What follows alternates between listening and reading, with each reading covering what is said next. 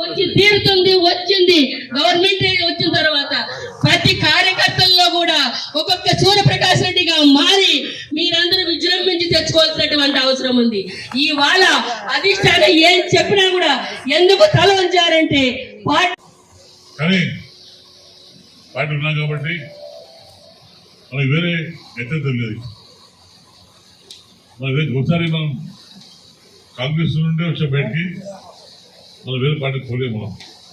మనకి ఇష్టమున్నా కష్టమున్నా ఆ పార్టీ ఉండాలి ఉద్దేశంతోనే నేను అక్కడ 2 లక్షల మంది 2 లక్షల ఓట్లు సంతోషపడుతుంటే దాదాపు 14 లక్షల మంది బాధపడతారు.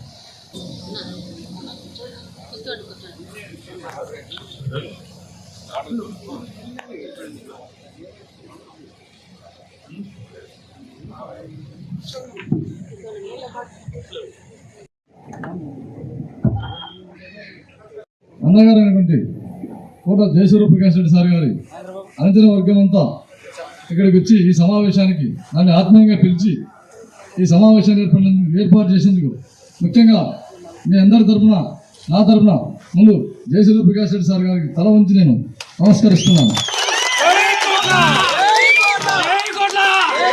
నేను ముఖ్యంగా చెప్పేది సోదరులారా, నేను ముఖ్యంగా చెప్పేది ఏమంటే 2 విషయాలు ముఖ్యంగా చెప్పాను. ఎందుకంటే జయసూర్యప్రకాష్ రెడ్డి గారు అపార అనుభవం కలిగినటువంటి పార్లమెంట్లో ఎవరైనా ఉన్నారంటే మన కర్నూలు జిల్లాలో అది ప్రకాష్ రెడ్డి గారికే చెందుతుంది. ఎందుకంటే సెంట్రల్ మినిస్టర్గా చేసి దాదాపు సార్ గారి యొక్క అనుభవాలు చాలా గొప్పవి. ఎందుకంటే సారు సెంట్రల్ మినిస్టర్ రైల్వేలో సహాయ మంత్రిగా చేసినప్పుడు మా పంచలింగాల గ్రామానికి రైల్వే వర్క్షాప్ తేవడంలో సార్ పాత్ర అమోఘమైనది. పార్టీలో కొన్ని ఇబ్బందులు ఉన్నప్పటికీ కూడా నష్టం జరిగింది అయినా పార్టీ ఉన్నాం కాబట్టి పార్టీకి తప్ప సపోర్ట్ చేయాలి కాబట్టి మనస్ఫూర్తిగా మా లోక్సభ అభ్యర్థి ఆనంద్ గారికి అలాగే కోమూరు అసెంబ్లీ పోటీ కాబట్టి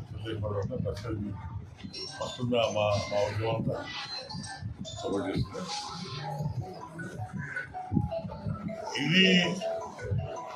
ఈ గెలుపు తెలుగుదేశం గెలుపు ఆశిస్తున్నా. కానీ గెలవాలంటే ఇద్దరు కూడా అందరినీ కలుపుకొని వర్గభేదాలు లేకుండా తెలుగుదేశం పార్టీ కలుపుకోతేనే తప్పని గెలుస్తుంది.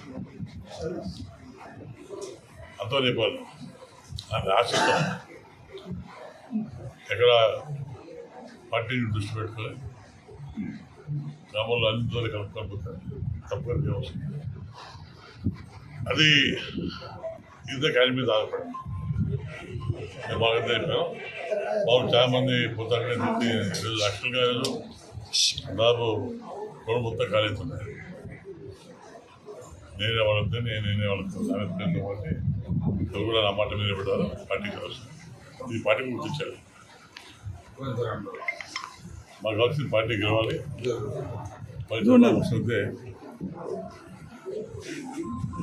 ఈరోజు రాష్ట్రంలో ఈ తెలుగుదేశం పార్టీ రావాలి. ప్రజలకు 5 సంవత్సరాల్లో చాలా ఇబ్బంది ఎదుర్కొంటాం.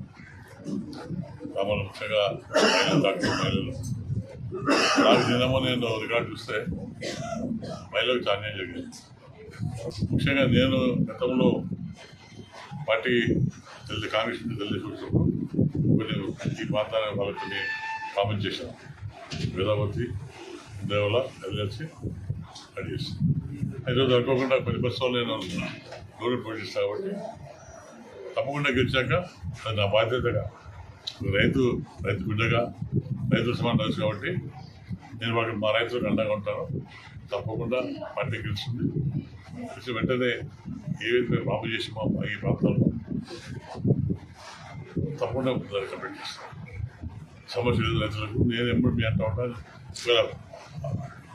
ఒకవేళ జిల్లా మాట్లాడచ్చు కానీ నా మనసు అంతా మేము